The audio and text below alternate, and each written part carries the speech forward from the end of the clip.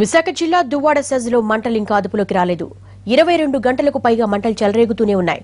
బయోమాక్స్ కంపెనీలోని 18 ట్యాంకర్లలో 12 ట్యాంకర్లు తగలబడుతున్నాయి. వీటిలో 10 ట్యాంకర్లు పూర్తిగా దగ్ధమయ్యాయి. మంటలను ఆర్పేందుకు ఇతర ట్యాంకర్లకు వ్యాపించకుండా ఉండేందుకు అగ్నిమాపక సిబ్బంది తీవ్రంగా ప్రయత్నిస్తున్నారు. మరింత సమాచారం మా ప్రతినిధి అశోక్ అందిస్తారు.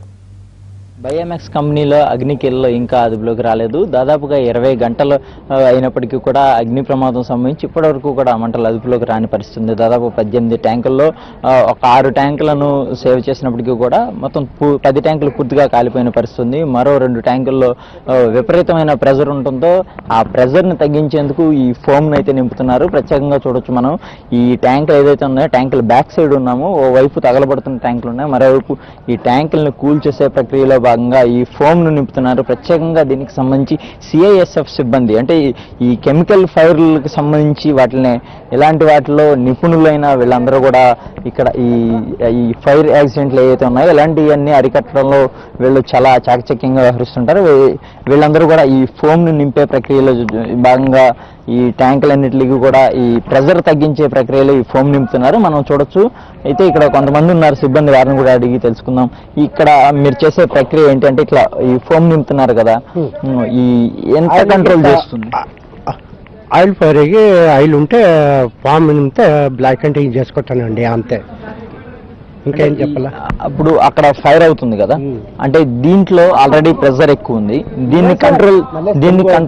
దీన్ని కంట్రోల్ చేసేందుకు మీరు ఎట్లాంటి ఇక్కడ మీరు యాక్షన్ చేస్తున్నారు?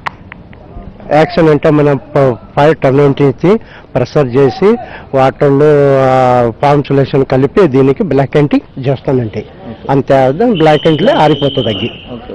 అయితే మనం చూడొచ్చు ఈ 2 ట్యాంకులు మాత్రం మొత్తం దాదాపుగా ఉన్న 12 ట్యాంకుల్లో ఒక ట్యాంకు మాత్రమే కొంత సేఫ్ పొజిషన్లో ఉందని చెప్పుకోవచ్చు. ఈ ట్యాంకు బాగా హీట్తో ఉండటంతో దీని నుంచి ఈ ప్రెజర్ తగ్గించేందుకు ప్రక్రియ భాగంగా మొత్తం ఫోమ్తో ఇట్లన్నింటినీ కూడా నింపుతున్నారు. మరోవైపు చూస్తే 18 ట్యాంకుల్లో కేవలం 6 ట్యాంకులు మాత్రం సురక్షితంగా కాపాడగలిగిన పరిస్థితి అయితే ఉంది.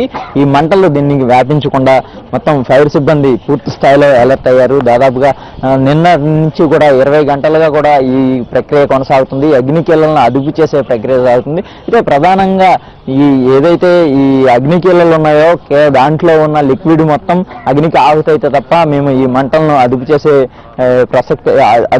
అవకాశం అయితే లేదని అంటున్నారు. అయితే దీని ప్రభావం ఇతర ట్యాంకుల మీద పడకుండా వాటికి ఈ మంటలు వ్యాపించకుండా ఉండేందుకు మాత్రం మేము చర్యలు తీసుకునేందుకు కొంత అవకాశం ఉంది. అందులో భాగంగానే ఈ ఫోమ్ను నింపే అవకాశంలో భాగంగా ఈ ప్రెజర్ను తగ్గించడంలో భాగంగా ఈ ఫోమ్ను నింపుతున్నామని కూడా ఇక్కడ ఉన్న సిఐఎస్ఎఫ్ సిబ్బంది కూడా చెప్తున్నారు. మనం చూడొచ్చు ఈ ట్యాంకులను చల్లబరిచేందుకు అలాగే ట్యాంకులలో ఈ ఫోమ్ను నింపుతున్నారు. ప్రధానంగా ఇవన్నీ కూడా ఓవర్ హీట్తో ఉన్నాయి.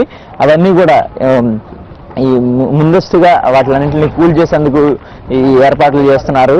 ఎటువంటి లీకేజీలు రాకుండా అలాగే ఫైర్ రాకుండా ఈ ఫోమ్ బ్లాకెట్లు ఇక్కడ ఏర్పాటు చేస్తున్నారు. మొత్తానికి అయితే కనుక ఇప్పటికీ 20 గంటలైనప్పటికీ కూడా మంటలు అదుపులోకి రాకపోవడం ఒక కారణం అయితే ఈ మంటలు పక్కనున్న ట్యాంకులకు అంటుకోకుండా ఉండేందుకు పూర్తి స్థాయిలో ఏర్పాట్లు అయితే ఇక్కడ చేస్తున్నారు.